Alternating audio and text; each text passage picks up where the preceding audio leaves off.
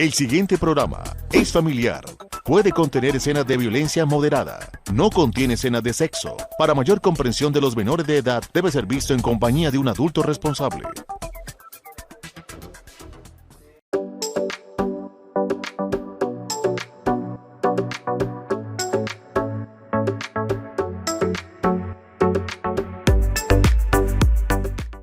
Las bebidas alcohólicas y la depresión infortunadamente van de la mano. Y entonces muchas personas dicen, vamos a ahogar las penas en el alcohol. Y ni más ni menos que ahí hay una relación bastante simbólica en que una persona tiene una afectación emocional y lo lleva a querer compensar, quitársela, desahogarse, quitar ese malestar que tiene emocional a través del consumo de alcohol, sin que la persona pueda comprender que esos estados de ánimo van a ser mucho más cambiantes o profundos, porque el alcohol es una droga depresiva. O sea, sí o sí, en el momento le va a causar como cierta tranquilidad, por decirlo de alguna manera, pero inmediatamente va a sentirse mucho más enfermo porque esa droga deprime el sistema nervioso central. Entonces digamos que hay un empeoramiento una vez haya el consumo, sin haber mencionado que el alcohol también es una droga que nos lleva a la adicción, porque está trabajando sobre muchos aspectos importantes bioquímicos de nuestro sistema nervioso. Las personas no lo comprenden fácilmente y entonces nos preguntamos, o la gente se pregunta, ¿qué lleva a una cosa? ¿La depresión al consumo de alcohol o el consumo de alcohol a la depresión? Pues es una dinámica que se debe entender en función de lo que le pasa a cada persona, pero por lo general sabemos que hay una alteración emocional en aquella persona que consume el alcohol. Entonces, ¿por qué el alcohol, hay síntomas relacionados con la depresión? Bueno, aquí hay unos aspectos a revisar muy importantes y a tener en cuenta que el sistema nervioso central es el que siente la afectación, sino que la persona se ve movida a recuperarse de cualquier manera. El alcohol es una, pero existen otras adicciones o otras maneras que la persona busca para compensar su sintomatología. ¿Dónde está, digamos, o cómo se da el proceso? Entonces, digamos que la persona consume el alcohol y los efectos inmediatos son relajantes, son inhibitorios, son agradables, porque lo que hace en el sistema nervioso es producir la serotonina, la endorfina y la dopamina, que son neurotransmisores de bienestar. Entonces, hasta ahí todo bien y la persona se pone contenta, está feliz. A las 72 horas viene un proceso diferente por toda esa cantidad de alcohol que hay en la sangre. Entonces ya viene la liberación de otras endorfinas y viene el problema de que la persona va a tener tristeza, depresión, problemas para dormir. Hay un riesgo de beber otra vez porque la persona quiere volver a sentir esos primeras conductas o sensaciones más bien tan agradables que produjo cuando consumió y que se sentía como tranquilo.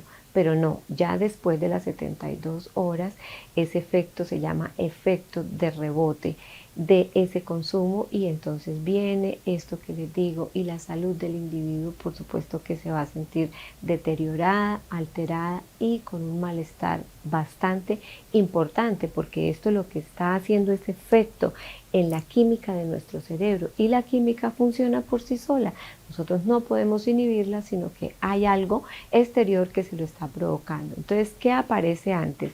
¿La depresión o el alcoholismo? Bueno, vamos a desarrollar muy bien esto porque realmente hay un acuerdo o no hay un acuerdo al respecto de qué ocurre primero, pero sí podemos entender que de base la persona tiene una alteración en ansiedad y depresión que la lleva a veces a la ingesta como un mecanismo de compensación para su malestar. No lo podemos olvidar. Entonces, cuando decimos que una persona toma mucho, bueno, miremos allá en su parte emocional.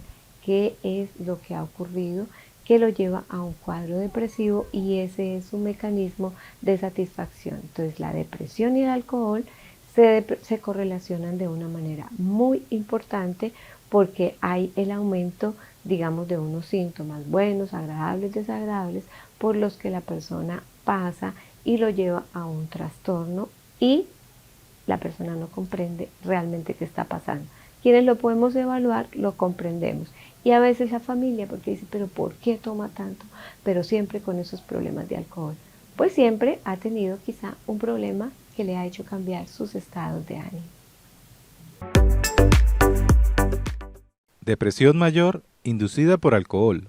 Una ingesta excesiva y crónica induce cambios en el cerebro, como el déficit serotoninérgico, que causan un estado depresivo persistente.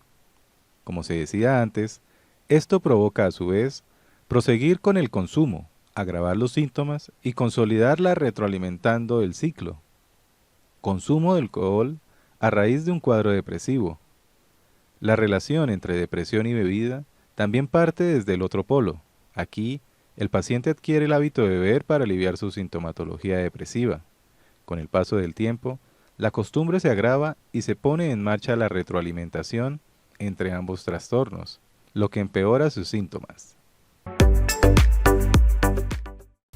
En cuanto a los tratamientos que hay, digamos, para la depresión y el alcoholismo, pues hay muchos que se involucran, pero lo primero que hay que identificar es que las bebidas etílicas durante la depresión van a tener, digamos, como una inhibición, es decir, las personas, no es tan fácil tratar a una persona que tiene una alta ingesta de alcohol o que su mecanismo de compensación es el alcohol. Sin embargo, para cortar ese ciclo de consumo hay que intervenir sobre lo que genera el malestar emocional de la persona para que se aplique también pues eso y otras modalidades terapéuticas, por ejemplo, el abordaje de psicofármacos que ayudan a inhibir la recaptación de la serotonina, es decir, ayuda a aliviar allá a nivel bioquímico lo que le pasa a la persona y por supuesto el tratamiento de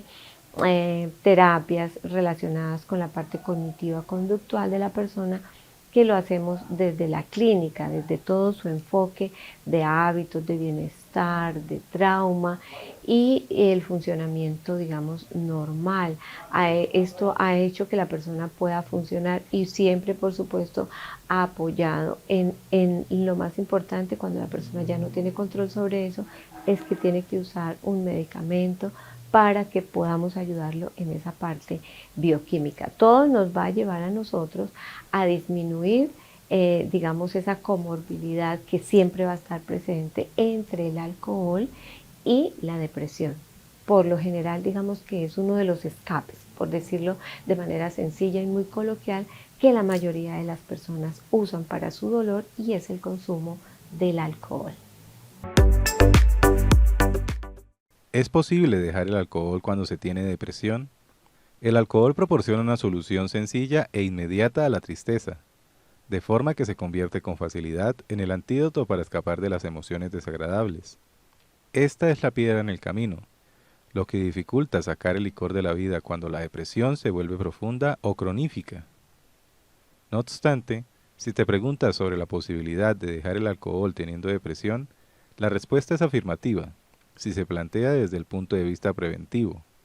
A nivel individual, algunas medidas que puedes tomar para reducir el consumo son estas: probar nuevas actividades donde no tenga cabida el licor, informar a tus seres queridos tu intención de reducir o dejar la ingesta, pidiéndoles apoyo para lograrlo.